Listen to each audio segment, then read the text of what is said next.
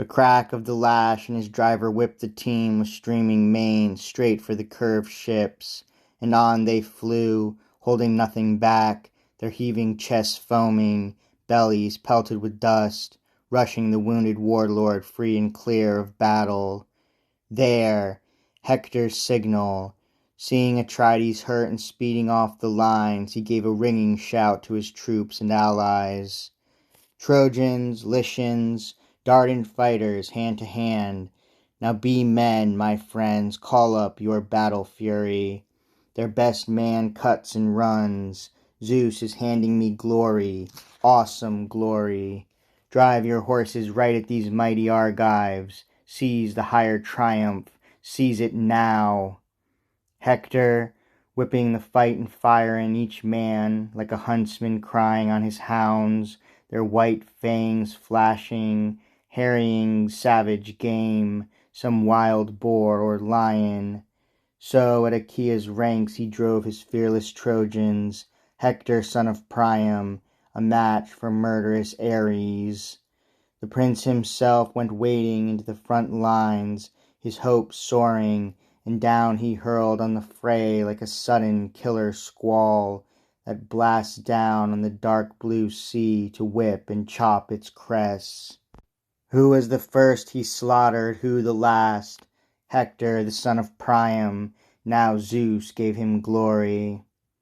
Asius first, Autonomous next, and then Opytes, Dolops, Clytius' son, and Ophialtius, Agelaus, and Asimnus and Orus, Hipponous staunch in combat. These were the Argive captains Hector killed, then went for the main mass, like the west wind battering soft shining clouds, the south wind wafts along. In deep explosive blasts it strikes, and the great swelling waves roll on, and the spray goes shooting up from under the wind's hurl, swerving, roaring down the sea. So wildly Hector routed the packed lines of fighters caught in his onslaught. Now there would have been havoc, irreversible chaos, fleeing bands of Achaeans flung back on their ships, if Odysseus had not shouted out to Diomedes, "What's wrong with us? Forgetting our battle fury? Come here, old friend, stand by me. What humiliation, if Hector with that flashing helmet takes our ships." Powerful Diomedes took his challenge quickly. "I'll stand and fight by God and take the worst, but little joy it will bring our comrades now. Zeus, the king of clouds, has pitched on victory for the Trojans, not for us." But all the same he hurled Thymbraeus down to the ground from his car. Diomedes speared his left breast as Odysseus killed the warlord's aide in arms, Molion, tall as a god, and left them there for dead, their fighting finished.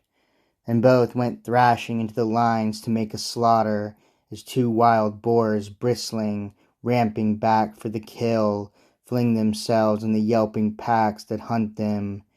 Back they whirled on attack and laid the Trojans low, while Achaeans, just in flight from Hector's onset, leapt at the chance to gather second wind.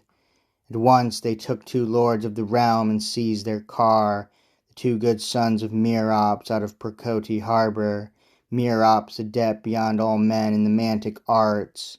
He refused to let his two boys march to war, this man-killing war, but the young ones fought him all the way. The forces of Black Death drove them on, and Diomedes, a marvel with a spear, destroyed them both, stripped them of life-breath, and tore their gear away. And Odysseus killed Hippodamus, killed Hippyrachus.